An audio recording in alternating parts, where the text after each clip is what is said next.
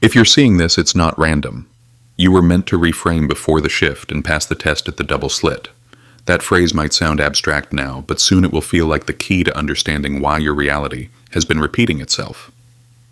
What if I told you that you've already been taking the test every time you react, every time you interpret, every time you breathe, and that the universe has been quietly observing how you observe? The double slit isn't just a physics experiment, it's a mirror for your consciousness. It reveals that reality doesn't fully exist until it's witnessed, until attention collapses potential into form. You've been collapsing possibilities into predictable patterns because you've been observing from fear habit or memory rather than presence. Imagine for a moment that your thoughts are light, streaming through the slits of your perception. When you look with fear, your attention narrows and the light behaves like particles solid, separate, defined. But when you look with openness, your attention expands and the light behaves like waves, fluid, unified, infinite. The experiment has been trying to tell you that the way you see literally determines what you see. You're not failing the test because you lack knowledge or discipline. You're simply watching from the wrong vantage point. The coming shift, call it a timeline adjustment, a coherence window, or a vibrational threshold, doesn't ask you to learn more. It asks you to reframe, to view your experiences not as random noise, but as quantum feedback. Every obstacle, every delay, every person who triggers you is like a photon waiting for your attention to decide whether it will interfere or align. And before the shift solidifies, the universe offers a small window for recalibration, a moment to step back and observe your observing. This is the test at the double slit, not a test of intellect but of awareness. Can you remain coherent when the pattern tempts you to collapse into old reactions? Can you hold stillness when your mind demands interpretation? Can you notice the subtle flicker between what is and what could be? That flicker is the slit itself, the threshold where possibility meets perception. Most people rush through it without noticing. They demand certainty, definition, proof. But the ones who pass the test linger in that space of uncertainty. They don't rush to decide what's happening. They watch with reverence, like standing before a sunrise not yet revealed. Before the shift, the universe will mirror back your dominant frequency faster than ever. Thoughts will materialize almost instantly. Reactions will ripple through your field like light through water. The old delay between thought and manifestation is dissolving, meaning unconscious patterns will reveal themselves in real time. This is both exhilarating and terrifying depending on your frame. That's why reframing before the shift isn't optional, it's essential. You can't pass the test by memorizing answers. You pass by changing how you look. So ask yourself, when you encounter confusion, do you tighten or soften? When someone disagrees with you, do you defend or observe? When life pauses unexpectedly, do you call it failure or alignment? Each answer determines what kind of world you'll collapse into existence. The test is happening right now, not in some distant laboratory, but in the way you interpret the next moment. If you're still watching this, you've already begun. You're the observer the field has been waiting for. You're the consciousness about to remember that light doesn't just pass through the slit, it becomes defined by the way you look at it. And tonight, as the shift approaches, you'll learn to reframe, not to escape reality, but to redesign it from the inside out. You've been living inside a loop for longer than you realize. The same arguments, the same anxieties, the same nearly identical outcomes, repeating themselves with different characters and settings. The faces change, the years advance, but the emotional geometry stays constant. You might call it coincidence or bad luck, but in truth you're witnessing the feedback mechanics of perception itself. The universe doesn't punish or reward, it mirrors. And until you notice the mirror, you're destined to replay the same lesson in slightly different costumes. Here's how the loop sustains itself. A trigger arises, something small, maybe a glance, an email, a tone of voice. That trigger sends a spark into your nervous system, altering your breath. Your breath alters your state. Your state colors your meaning. Your meaning determines your action. Your action produces evidence, and that evidence loops back to reinforce the very meaning that started the cycle. Trigger, breath, meaning, action, evidence, confirmation, trigger again. It's elegant, automatic, and invisible when you don't know where to look. Most people believe the loop begins at the event. They said this or that happened. But the real starting point is subtler the moment your breath shifts. Every exhale slightly shorter than the last. Every inhale slightly higher in the chest. Without realizing it, your physiology has declared a verdict before your conscious mind even deliberates. You think you're responding logically, but you're actually breathing yourself into the same state you were in the last time you felt unsafe. The body becomes the archive of old conclusions, and the breath is the language it speaks. So the world, faithfully following the information you encode through that pattern, rearranges itself to match. Someone cuts you off in traffic and you feel disrespected. Your partner pauses before answering and you feel rejected. A project stalls and you feel cursed. The field doesn't send these things to test you. It sends them because you've instructed it to. Through the rhythm of your breath and the frequency of your attention, you broadcast a template. The field reflects it perfectly, like water reflecting the sky. And because you rarely pause to question the reflection, the loop tightens. Think of your mind as a projector. Each belief is a lens, each emotion a filter. The world on the screen. Your daily reality appears to have color and depth, but it's only light interpreted through those filters. When you change the lens, the film changes instantly, even if the external screen stays the same. Yet most of us keep cleaning the screen, rearranging external conditions, never realizing the smudge is on the lens. That's why progress feels exhausting. You're working on the projection instead of the projector. Every culture has a metaphor for this trap. The Buddhists call it samsara, endless cycles of birth and rebirth within the same consciousness. The Gnostics called it the wheel of necessity. Modern psychology names it repetition compulsion. The physics version is decoherence waveforms collapsing into the same predictable outcomes because the observer refuses to shift frequency. The forms differ, but the truth is identical. You cannot escape a loop while identifying as the loop's contents. You have to observe the mechanism itself. When you begin seeing your patterns not as personal failures, but as quantum, echoes, something loosens. You stop taking the recurrence so personally. You start realizing the universe isn't saying you're wrong. It's saying, look again. The discomfort you feel isn't punishment. It's contrast designed to bring your perception into focus. Every time life repeats a lesson, it's because you're one breath away from seeing the underlying structure that's been hiding in plain sight. But here's where the paradox deepens. The more you try to think your way out of the loop, the tighter it binds. Analysis strengthens identification. Every time you mentally dissect your past, you energize the very frequency you're trying to transcend. Thought is useful, but only when it follows awareness, not when it leads it.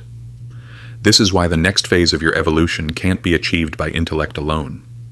You have to change the state from which you're perceiving, not the story, but the state. Imagine walking through fog. When you fight to see farther, the fog thickens. But when you slow your steps and breathe quietly, the mist thins on its own. That's how perception works. You don't conquer confusion by effort. You dissolve it through coherence. Coherence doesn't mean agreement or uniformity. It means inner alignment. When your breath, emotion, and attention move in harmony, the field recognizes it as clarity, and clarity reorganizes everything it touches. This is the true crisis humanity is facing, not economic, political, or ecological, though they all mirror it. It's a perceptual crisis, a collective forgetting of how to observe without distortion. We've mistaken reaction for participation. We've equated stimulation with aliveness. We've replaced awareness with algorithm. The more noise we create to prove we're real, the more the signal disappears beneath interference. But a new frequency is emerging, a subtle call to remember that observation shapes existence. It's the same call that is whispered through mystics, poets, and physicists alike: be still and see. The moment you remember to notice before reacting, you've already weakened the loop. One breath observed without judgment is more powerful than 1,000 actions performed in unconsciousness, because in that moment you've reclaimed the role of observer instead of participant. So the next time reality repeats itself, pause. Don't rush to interpret. Don't label it karma or coincidence. Instead, trace the loop. What shifted first? Your breath, your body, your meaning. Notice where your attention narrows. That's where the reframe begins. The loop can't sustain itself under observation. It dissolves in the light of awareness. This is the preparation for the shift. You're not being asked to abandon the world. You're being asked to see through it. The observer who knows this isn't trapped by experience. They use experience as feedback to refine perception. Once you master that, you won't fear the test at the double slit. You'll understand that you are the test and the light passing through it. Let's slow the frame. The double slit in its simplest form reveals a riddle that physics could not solve, but mystics have always known. Light behaves as both wave and particle. It remains potential until observed. Observation doesn't merely record reality, it selects it. The quantum world is not a realm of things, it's a realm of probabilities, waiting for consciousness to choose. And though this sounds abstract, it's already happening inside you every moment. Each perception, each conclusion, each breath collapses infinite versions of you into the single one you currently experience. The observer effect isn't confined to laboratories, it's the architecture of your awareness. Every time you think, feel, or interpret, you're shaping the probability field around you. Your nervous system acts like a measurement device, your attention the slit. When your attention is scattered by worry or fixation, the interference pattern breaks apart. You collapse into separation, into me versus them now versus later, safe versus threatened. But when you bring your attention into coherence, breathing evenly, feeling the space between inhale and exhale, the field around you reorganizes. Possibilities reappear. The invisible wave returns. This isn't metaphorical wishful thinking. It's an emotional translation of what quantum theory has been whispering since its discovery: reality is participatory. Your emotions are not side effects of circumstance. They are coordinates of navigation through the probability field. When you resonate with fear, your frequency narrows, pulling in timelines consistent with contraction. When you resonate with trust, gratitude, or quiet wonder, the field expands, allowing events of a higher order to converge. The universe doesn't judge your frequency, it simply mirrors it. Think of your consciousness as a tuning fork. Each emotion you hold vibrates through the quantum field, summoning matching harmonics. You're not manifesting through willpower or manipulation. You're resonating through state. The field is exquisitely sensitive to coherence. It reads rhythm, not rhetoric. You can repeat affirmations all day, but if your breath is erratic and your body tense, the message encoded into the field is still uncertainty. Coherence means alignment between thought, feeling, and breath, what the ancients called the marriage of heaven and earth. When you're coherent, you stop sending mixed signals. The universe no longer receives static, but music. The interference pattern at the double slit becomes a living metaphor for this truth. The particles don't behave differently because someone shouted at them, they respond to awareness itself. Awareness is not passive, it's formative. The particles aren't things, they're expressions of attention. In the same way, your life doesn't respond to what you want, it responds to how you are while wanting it. This is why two people can act identically but receive opposite results. It's not the outer gesture, it's the inner frequency. You can speak kindly with resentment underneath, and the field registers the resentment. You can move slowly but radiate peace, and the field registers coherence. Reality is not listening to your words, it's reading your waveform. And that waveform is sculpted by emotion, modulated by breath, refined by awareness. Now imagine this through the lens of feeling. When you're anxious, your perception narrows like a beam of light forced through a pinhole. You can only see what confirms the fear. But when you soften into trust, your aperture widens. The world floods with nuance, with pathways that weren't visible before. That widening is the shift. The difference between scarcity and abundance, between conflict and resolution, isn't the outer world. It's the bandwidth of observation. You've felt this without naming it. Remember a moment when you paused long enough to watch sunlight through leaves or the rhythm of waves along a shore. For a breath or two, the commentary quieted. In that stillness, you weren't solving problems yet. Clarity arrived on its own. That wasn't coincidence. You had entered coherence. The field around you synchronized with your inner order, and in that synchronization, information flowed freely. The quantum field is not outside you. It is the inner silence, mirrored outward. That's why meditation, prayer, or even mindful breathing feels like downloading something greater. You're not downloading, you're decoding. You've tuned your internal receiver to match the universal broadcast already humming beneath all noise. What comes through feels like intuition, guidance, or grace, but it's simply physics expressed through consciousness. Coherence allows the wave of possibility to remain uncollapsed just long enough for new outcomes to appear. The reason you keep looping old realities is not that you're cursed. It's that your measurement has been premature. You collapse potential too soon through impatience or analysis, demanding resolution before the field can fully form. Passing the test of the double slit means learning to stay in superposition, to hold uncertainty, without panic, to let paradox breathe. The more you can dwell in that suspended openness, the more the wave reveals its beauty. And here lies the heart of reframing. Instead of asking, "Why is this happening to me?" ask, "What frequency am I observing from?" That question shifts you from victim to participant. It moves you from the particle mindset, solid, defined, limited, to the wave mindset, fluid, creative, infinite. This is not escapism, it's evolution. The test isn't to prove your worthiness, but to demonstrate your awareness. Can you hold both wave and particle, both the mystery and the measurable, without splitting yourself in two? When you can, life changes texture. You start noticing synchronicities, conversations align. Ideas arrive precisely when needed challenges soften at the edges. Not because fate favored you, but because you ceased interfering with the field's natural harmony. The observer and the observed start moving in rhythm, like two dancers realizing they've been partners all along. Passing the test isn't about perfection, it's about precision of presence. To reframe before the shift means to recognize that what you call reality is more like a feedback of your current coherence. The field is infinitely compassionate. It keeps repeating the lesson until you remember that you are the one measuring. The moment you remember, the experiment changes. This is how physics becomes prayer. The observer effect isn't a cold scientific anomaly. It's the universe's invitation to participate consciously. And as you stand before your own double slit, the moment between reaction and awareness, you'll realize that passing the test was never about control. It was about remembering that the light behaves according to how gently you look at it. Long before the term quantum existed, the ancients described the same mystery in the language of gods and breath. In Egypt, they spoke of the Ka and the Ba, two aspects of the soul that had to move in perfect rhythm like particle and wave. The Ka was the vital force, the breath of life. The Ba was the observing essence, the consciousness that could roam beyond the body. When the Ka and Ba were in harmony, the Egyptian mystics said the gates of the afterlife opened while one was still alive.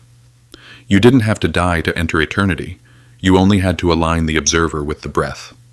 This alignment was tested in the chamber of Ma'at, the goddess of truth and balance.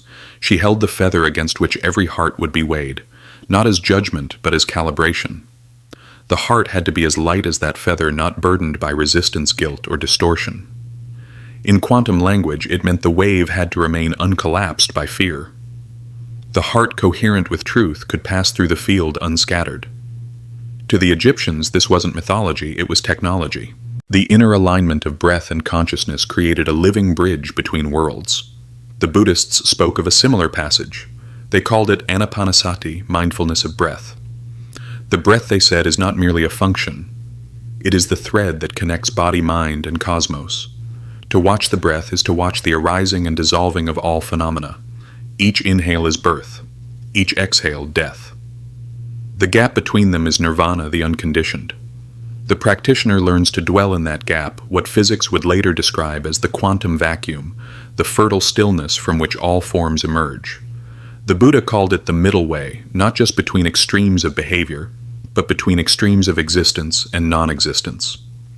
It's the same slit between waves and particles mirrored in human awareness. Even the Hebrew mystics understood this interplay. They spoke of ruach, the divine breath, and neshama, the soul's higher consciousness. The first is motion, the second is witness. Together they create chayim, the living field. In Kabbalistic imagery, this field flows down the tree of life, 10 emanations mirroring the structure of the cosmos. The higher spheres correspond to pure potential, the lower ones to manifested reality. The trunk connecting them is the human being, the conscious observer bridging heaven and earth. Every act of awareness sends energy upward and downward, balancing the circuit. All of these traditions used bridges as teaching tools. They knew that between heaven and earth, life and death, silence and sound, there is a crossing point, a threshold of coherence. Egyptians carved it in stone as temple corridors. Buddhists found it in the rhythm of breath. Kabbalists mapped it as the sephirot within the body. The threshold wasn't somewhere else. It was the place within where awareness meets sensation, where observation meets embodiment. Crossing that bridge was the same as passing the test at the double slit. You had to remain conscious in the gap without collapsing into fear. Consider the metaphor of sky and clouds that the sages favored. The sky is eternal, vast, unchanging awareness. The clouds are passing experiences, thoughts, emotions, sensations. Most people mistake the clouds for the sky, identifying with every shape that passes.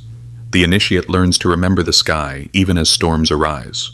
The sky doesn't fight the clouds, it simply allows them to pass. That's the essence of the observer effect translated into human life. Awareness doesn't manipulate the field, it witnesses it into order, and the Egyptians took this further. They said the sky itself was a goddess nut arching over the world, swallowing the sun at dusk and birthing it at dawn.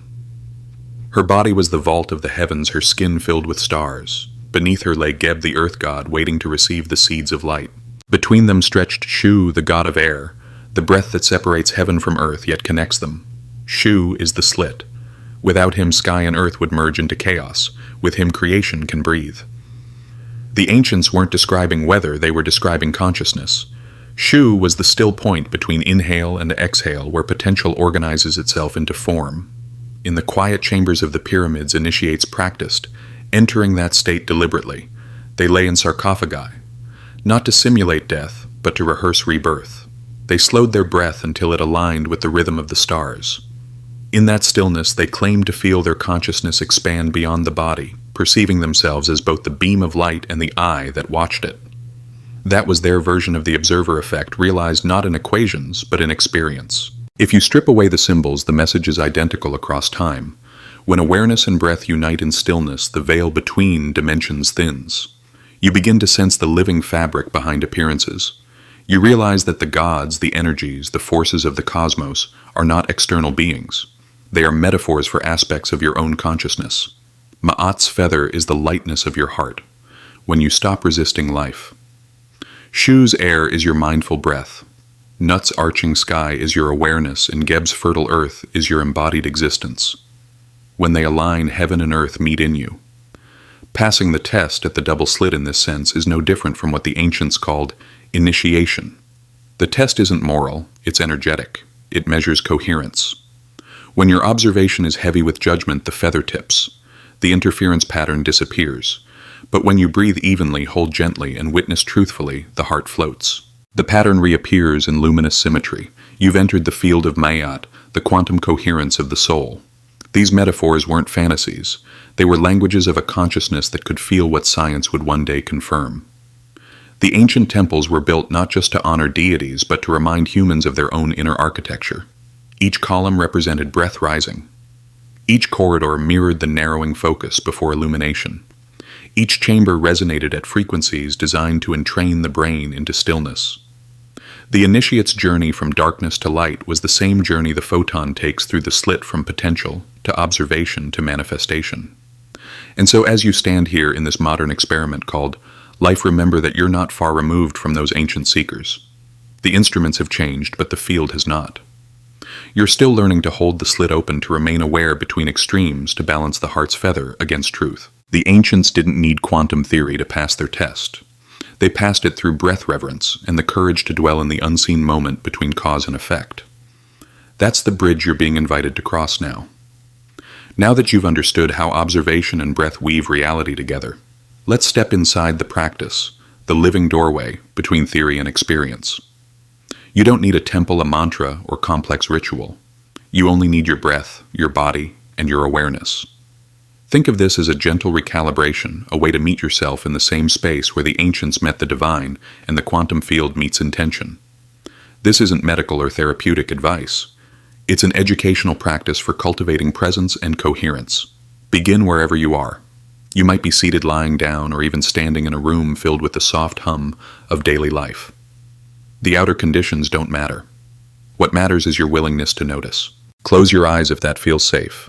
Take a slow inhale through your nose. Don't force it, just let the air find its path. Imagine it brushing across the inner walls of your nostrils, like wind over stone. Feel your ribs expand not outward, but in all directions, front, back, sides. Let the breath descend into the belly, not as a command, but as an invitation. Then release the exhale through the mouth, soft and steady as if fogging a mirror. As the air leaves, you sense that something more subtle is leaving with it, an outdated signal, a narrative no longer useful.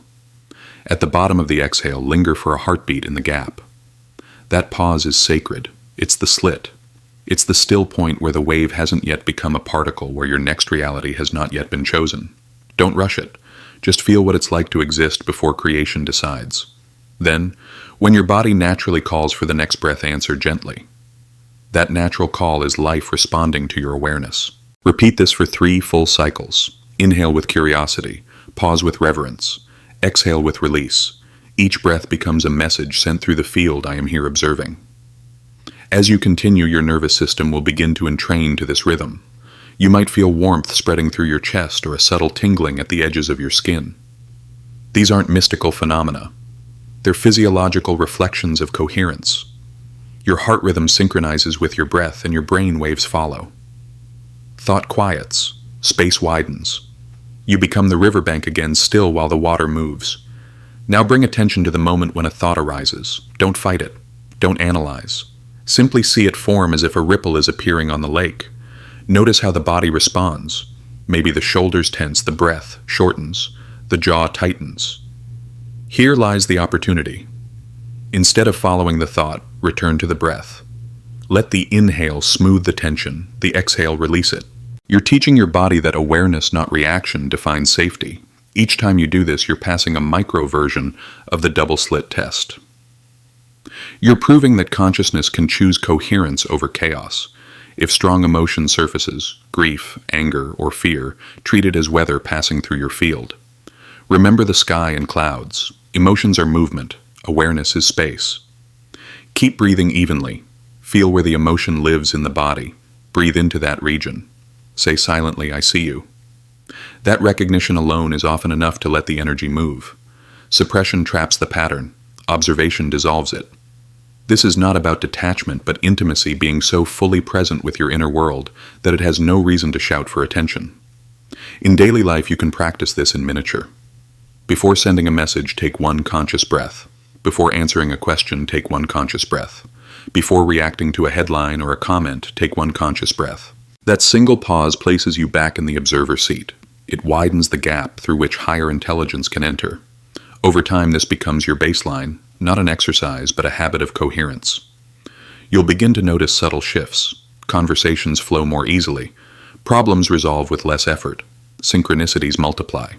These aren't supernatural rewards. They're the natural effects of being in alignment with the field.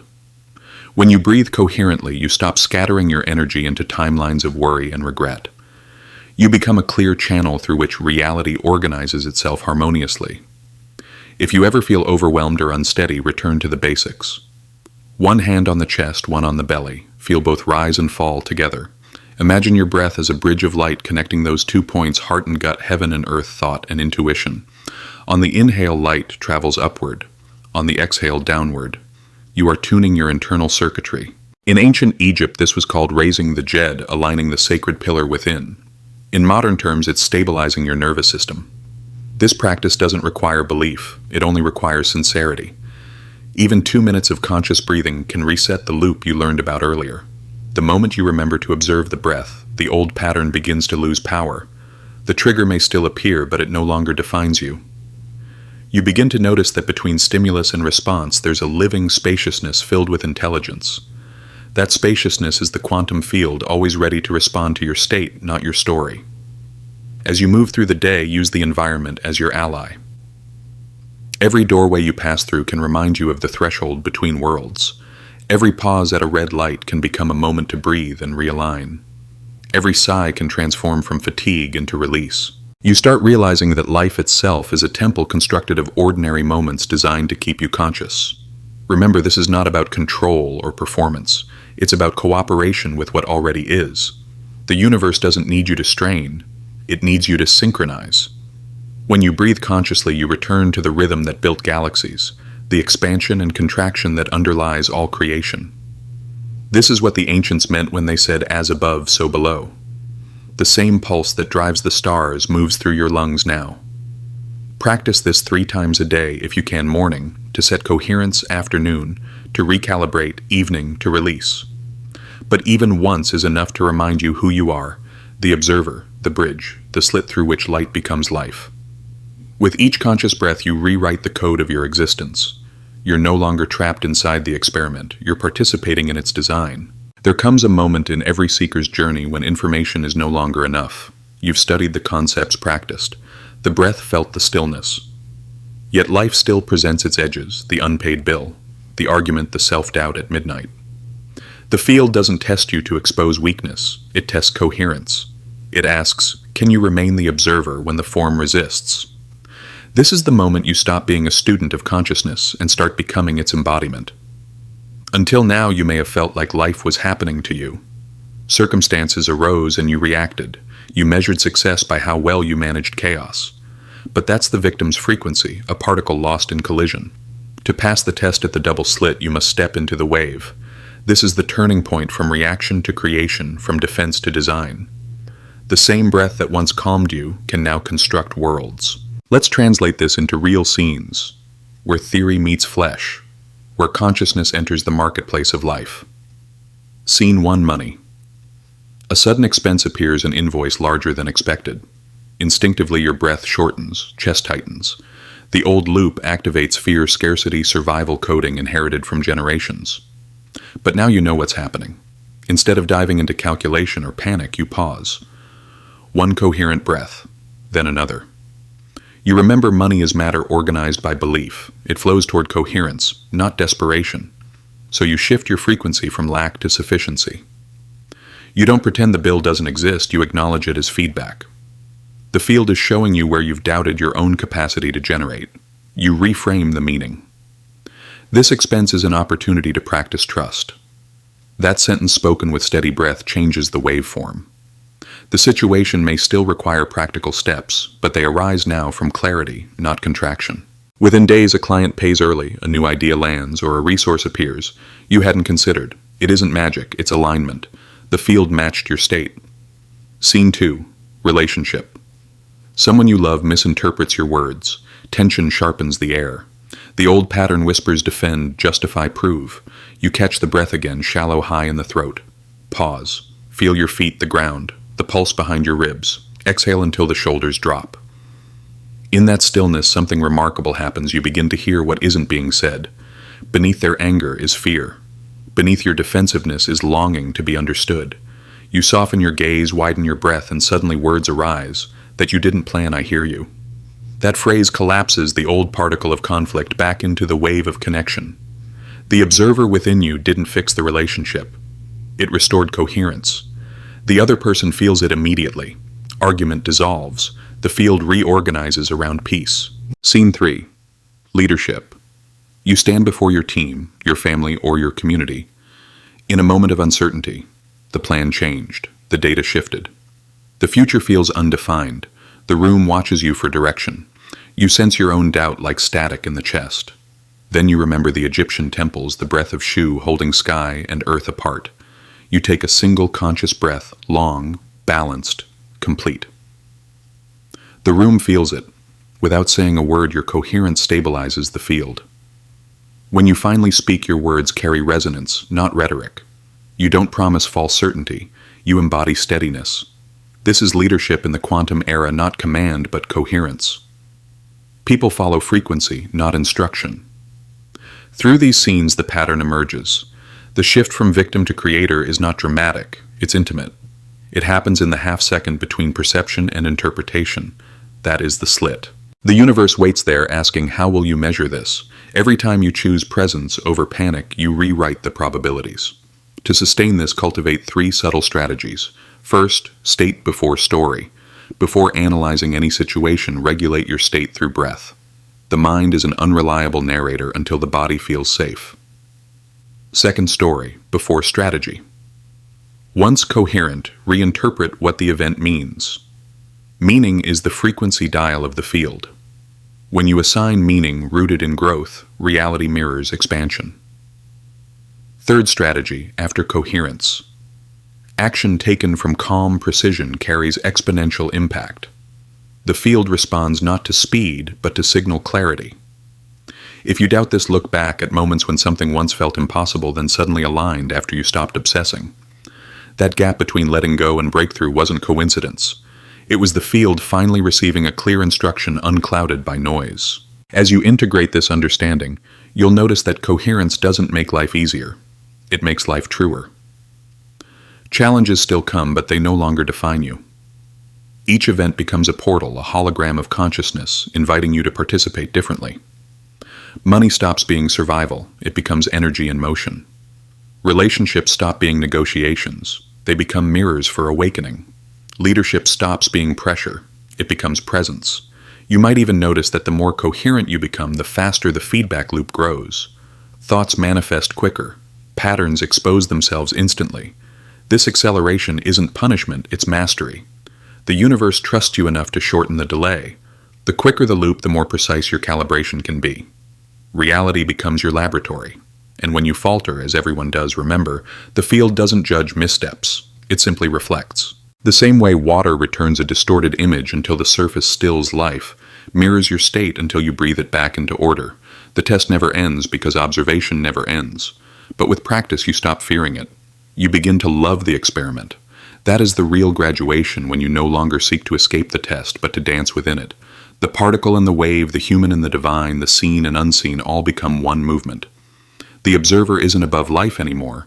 The observer is life, consciously aware of its own reflection.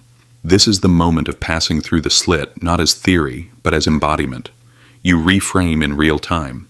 You breathe coherence into chaos. You act not from survival, but from creation. And in doing so, you reveal the next layer of truth, that the field itself has been observing you, waiting for you to notice that you and it were never separate. When the ancient priests spoke of crossing into eternity, they weren't describing a journey after death. They were describing a transformation of perception while alive. To reframe before the shift means to learn how to die to distortion before the body dies. It's the gentle art of laying down the illusions that you are powerless, alone, or incomplete. And to pass the test at the double slit means to remember that what you witness, you weave. You are not here to control outcomes, but to commune with the intelligence that creates them. Every era imagines its crisis is unique, yet all crises share the same origin, a misalignment between perception and truth. Humanity's current threshold isn't about technology or economy. It's about perception, remembering its power. For centuries, we've been staring at the shadows of our own projection and calling them reality. But the field is merciful. It keeps showing us what we most need to see in whatever form will finally awaken us. The global turmoil, the acceleration, the noise, it's not evidence of decay. It's evidence of pressure. Consciousness is condensing into clarity. The deeper lesson of the double slit is humility. Observation shapes existence, yes, but not from egoic will.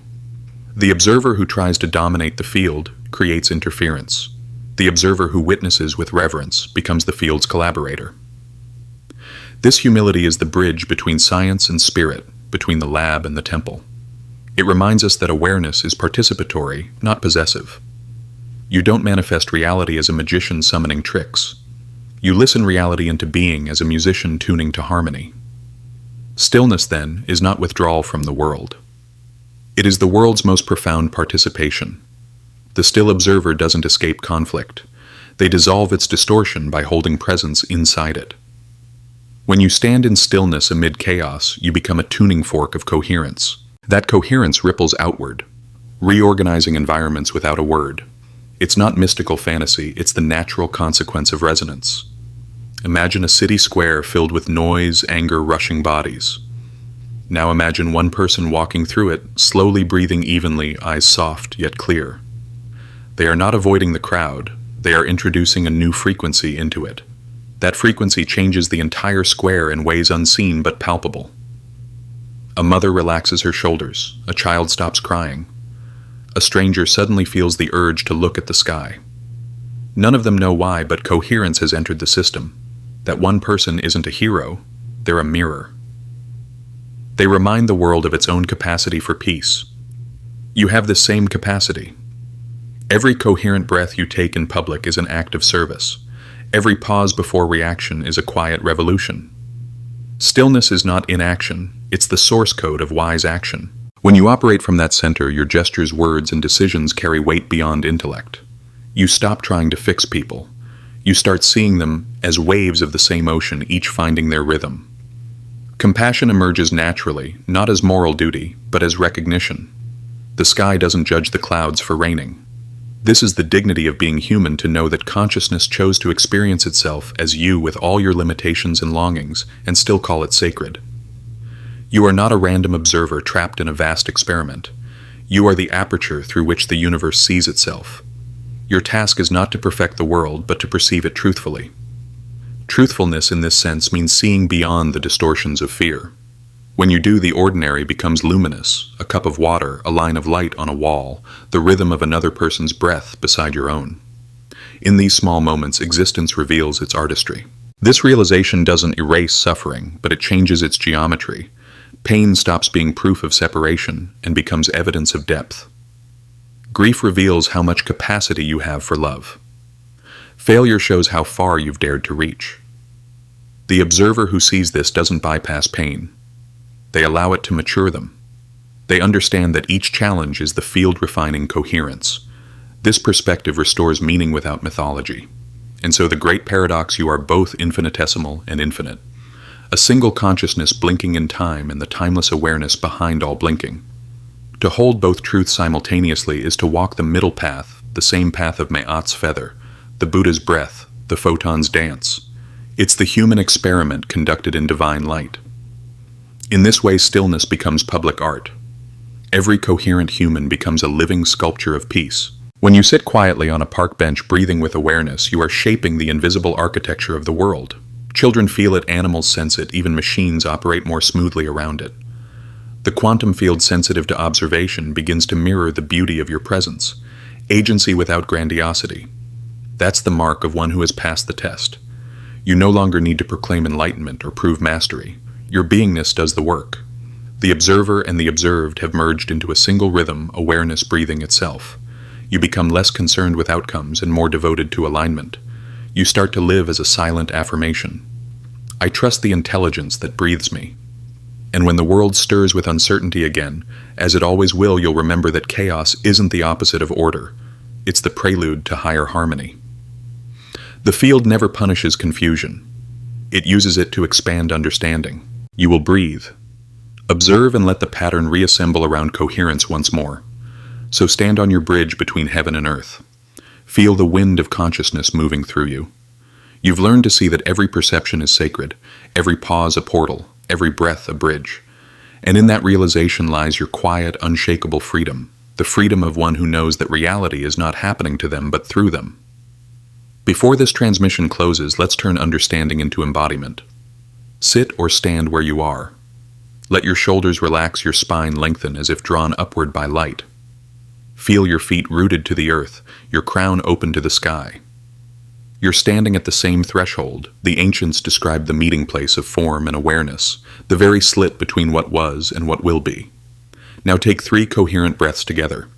On the first inhale, draw the air slowly through your nose. Feel it spread across the inner landscape of your chest, filling not just your lungs, but your field. On the exhale, let go of the last hour, every thought, every effort, every identity you've carried through this day. Imagine it releasing into space as harmless mist. Second breath. Inhale again, but this time imagine drawing in the intelligence of the universe itself. Feel it circulate through every cell, illuminating even the quiet corners of your being. Pause gently in the gap, no rush, no fear. This is the slit, the space where light decides how it will behave. In that pause, whisper inwardly, I choose coherence. Exhale softly through the mouth, letting that choice ripple outward. Third breath. Inhale as the observer, the field and the human all at once. Feel the boundaries dissolve. You are the breath, breathing itself. You are the awareness watching the breath. You are the light passing through the slit and the slit observing the light. Hold that awareness over a heartbeat, then release. Let stillness spread. Now choose a single word, a word that feels like a compass for your next cycle. Maybe it's trust or clarity or love or freedom. Don't analyze it. Let it arise naturally. This word is your signature frequency, the vibration your consciousness will broadcast through the field until the next alignment. Whisper it to yourself now, and then declare softly but clearly, I choose to, your word, as the observer. Feel what that sentence does to your body. Notice how the field responds immediately, subtle warmth, a quiet certainty, the gentle hum of coherence returning. You've just reprogrammed your reality at the quantum level, not by effort, but by awareness. The field doesn't need theatrics. It responds to sincerity. This is how initiation becomes daily life. 3 breaths, 1 word, 1 declaration. You can perform this anywhere before sleep, in line at a store, at the threshold of a conversation. Each time you reopen the slit, you remind the field I am participating consciously. You become a living calibration device for coherence itself. As you move forward, remember that this path isn't about escaping the world, it's about embodying stillness within it. Let your breath become your anchor, your thought, your brushstroke, your awareness, the canvas upon which the universe paints. You don't need to control what appears. You only need to observe it truthfully with the same compassion the cosmos shows you every time it lets you begin again. If this resonance speaks to you, stay connected, not to a channel, but to a frequency. Subscribe to this frequency of awareness, to this community of observers remembering who they are. Every new participant strengthens the collective coherence field. When enough of us breathe together, reality itself begins to recompose into harmony. As you leave this moment, breathe once more, simple, human, holy. Feel the pulse beneath your ribs, that quiet metronome of existence. You are the bridge, the breath, the slit, the observer, and the light. The experiment is ongoing, and you are its living proof. So take your word with you. Let it guide your next inhale, your next act, your next perception. And whenever the world begins to blur again, return to this practice. 3 breaths, 1 word, 1 remembrance. I choose to your word as the observer. Now go and let coherence walk with you. Let stillness be your strength.